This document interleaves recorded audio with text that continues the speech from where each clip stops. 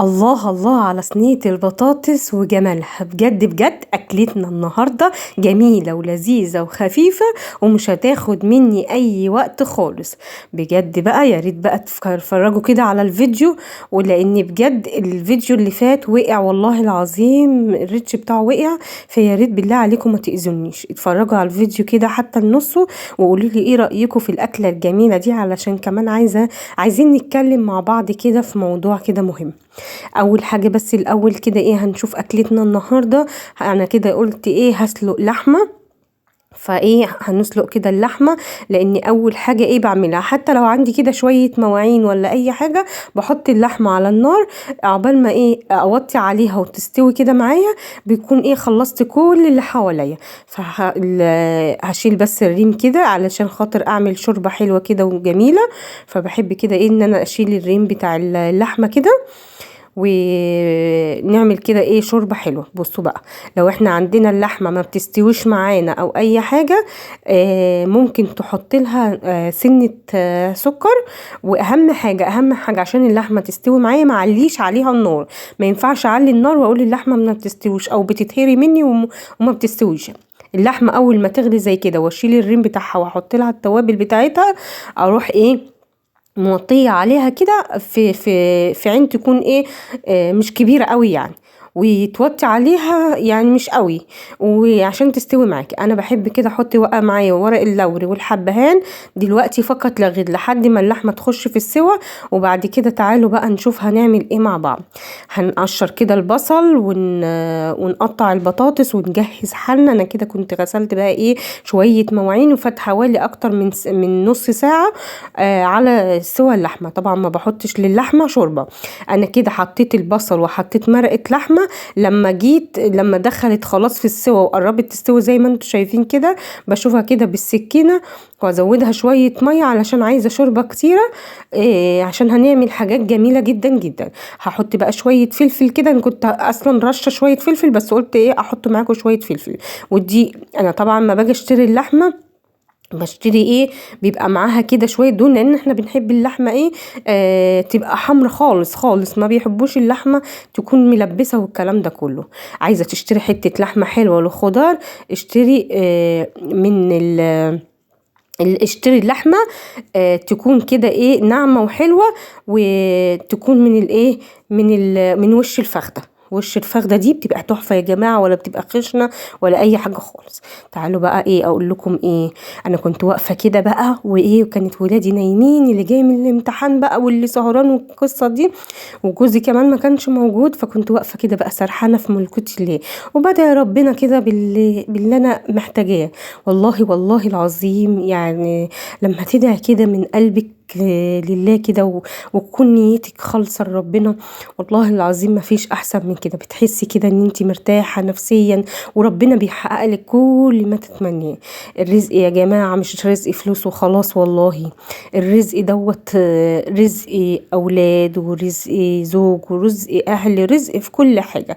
فبلاش نبص الارزاق بعضينا، لانها كلها بتبقى تقسيمه من عند ربنا. المهم ان احنا نكون نيتنا خالصه كده ونصفي نيتنا كده لله، وربنا هيكرمنا. ما علينا غير ان احنا ندعي ونقول يا رب ربنا يفك كرب كل واحد ويدي كل واحد ما يتمناه بجد بجد. لما تقربي من ربنا قد ايه انا كمان والله برتاح لما اتكلم كده، برتاح وانا واقفه كده وبذكر ربنا، وحياة ربنا ما في احسن من كده. اكيد كلنا بنمر بمشاكل، واكيد كلنا بنمر بازمات، فيعني ربنا يعين كل واحد، بس والله ما في احلى ان انت تقربي لله. شكوة العبد ولا ليها اي حاجه خالص.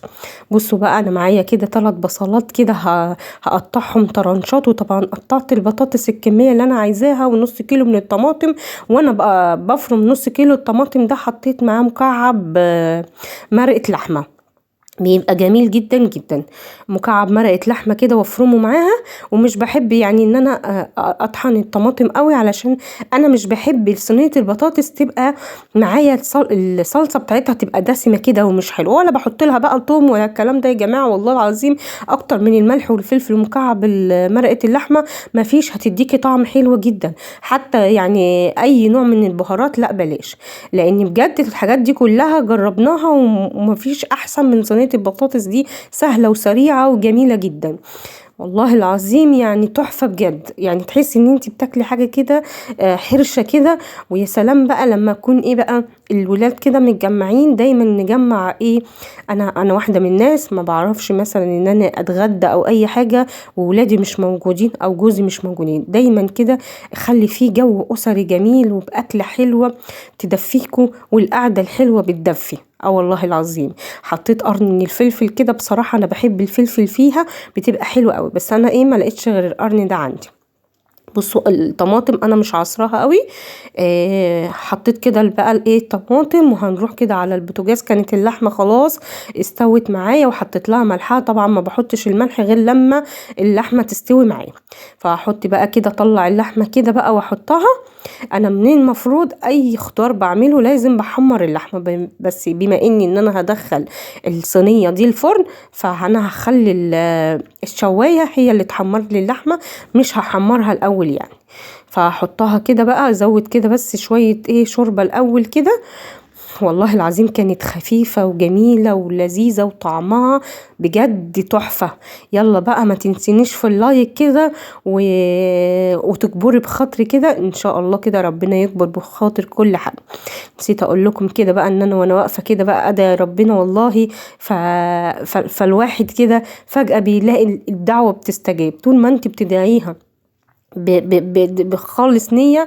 طب انا ليه بتكلم او عنواني بيتكلم عن كده؟ لان بجد انا كنت كده ايه واقفة وسرحانة في ملكوت الله، وجبر الخواطر دي من عند ربنا. والله العظيم ربنا مفيش احسن من ان ربنا يكبر بخاطرك وحياة ربنا. حطيت كده بقى شوية شوربة وحطيت اللحمة. وتعالوا هنا بقى انا قطعت الايه اللي كانت في اللحمة. لان احنا زي ما قلت لكم، زي ما انتم شايفين اللحمه حمرا خالص. فخد زي ما قلت لكم هاتوا فخد قطعه الفخد دي بتبقى تحفه بصراحه في الخضار بتبقى جميله جدا. وكمان هاتي اللحمه سليمه كده وقطعيها زي ما انت تحبي، احسن من الجزار يقطعها لك. انا عن نفسي بعمل كده يعني. بصوا بقى هنا غليت خلاص خدت غلوه كده على البوتاجاز من فوق، ورشيت رشه ملح ورشه فلفل، لان لقيتها ان هي محتاجه رشه ملح ورشه فلفل. وفي الوقت ده طبعا انا بسلي حته الدهون اللي كانت في اللحمه. يا سلام بقى على الريحه، لو كنتوا تشموا الريحه كانت حاجه كده فظيعه فظيعه والله فظيعه. كانت تحفه تحفه تحفه. حطيت شويه زيت كده علشان خاطر ايه ما تتحرقش معايا الدهون دي. بسلي الدهون، ويعني مادام هي اتحمرت خلاص وما تخافيش يعني مش هتأثر في حاجة لان هي اتسلقت خلاص يعني. بصوا بقى نزلت كده بمعلقه على البطاطس، قلت بدل ما احط اي سمنه ولا اي حاجه.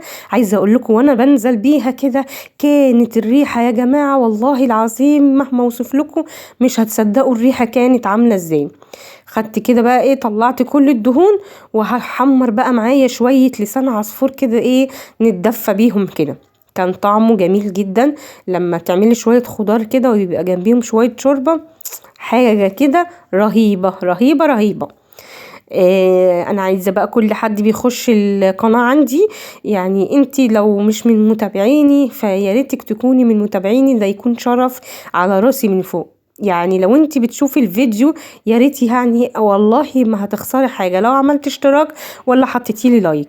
وكمان تشرفيني بان انتي تكتبيلي كومنت كده واتعرف بيكي، ده يبقى شرف ليا والله العظيم.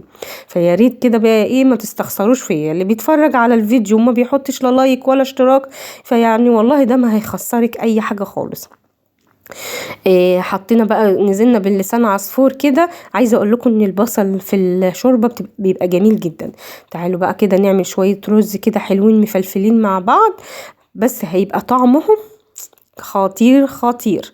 هنزل كده بقالب من الزبدة، وكان عندي دولت اخر شوية شعرية، فحسيت حسيت ان هم ممكن يبقوا قليلين، فرحت نازلة بشوية رز، يعني بقى رز بالشعرية ومحمر في نفس الوقت. ايوه، ما انت لازم تخترعي وانت واقفة في المطبخ، لازم نخترع، لازم طلعي مواهبك كده حسي ان انت انا اسعد اي وقت حياتي لما يكون كده مفيش حد معايا وتحت ايدي كده وانا بطبخ. والله العظيم بتبقى لحظه كده، لحظه سعيده جدا بجد.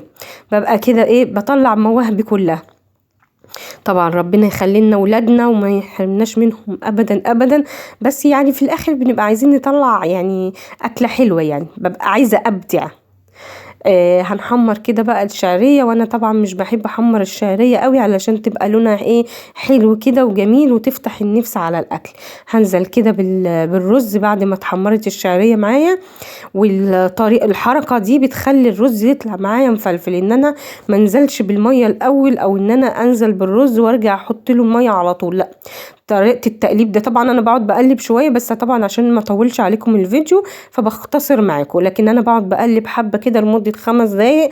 والله العظيم الرز بيطلع مفلفل. طبعا انا بحط الرز، بحط مية الرز كده مش بعايرها، انا تقريبا من ساعة ما اتجوزت ما بعايرش الرز خالص، ما بعايرش مية الرز نهائي، بحطها كده على حسب نوع الرز برضو معايا، بختبره الاول. وبكده بقى دخلت البطاطس الفرن. بصوا لون البطاطس عامله ازاي، جميله جميله بجد وريحتها رهيبه. قلت بقى اما اقلب اللحمه الناحيه التانية كده عشان تاخد معايا وش، وخلاص على كده الاكله خلصت معايا. على فكره والله فعلا الاكله دي ما خدتش مني وقت، ووقفت كده وانا واقفه بقى اروق ضرفه مطبخ، اروق اغسل شويه مواعين، الكلام ده كله بحيث ان انا اخلص الغدا ما يبقاش ورايا اي حاجه خالص. يا ريت بقى تقولوا لي ايه رايكم في الاكله الجميله دي، وجربوها بجد. صينيه البطاطس بالطريقه دي هتحسوا ان انتوا كده في مكان تاني خالص، ومش هتبطلوا تعملوه. وبكده يكون خلص معايا صينيه البطاطس الجميله اللذيذه. طبعا انا لما بقدم على السفره بحط صينيه البطاطس كده، واللي عايز بقى بياخده. طبعا عملنا طبق المخلل لسه عاملينه مع بعض، واللسان عصفور، ويلا بينا بقى نغرف مع بعض الاكل، لان انا كنت مخلصاه بصراحه من بدري، بس كان بقى جوزي رجع متأخر وولادي طبعا كانوا نايمين عشان وقت الامتحانات والكلام ده كله، طبعا ما ينفعش ان انا اتغدى من غيرهم، فبستناهم كده بقى نجمع بعضينا كده. واحلى حاجة ان انتوا تستنوا بعض كده، والجو الاسري الجميل بيخلي الواحد كده مبسوط وهو قاعد على السفرة.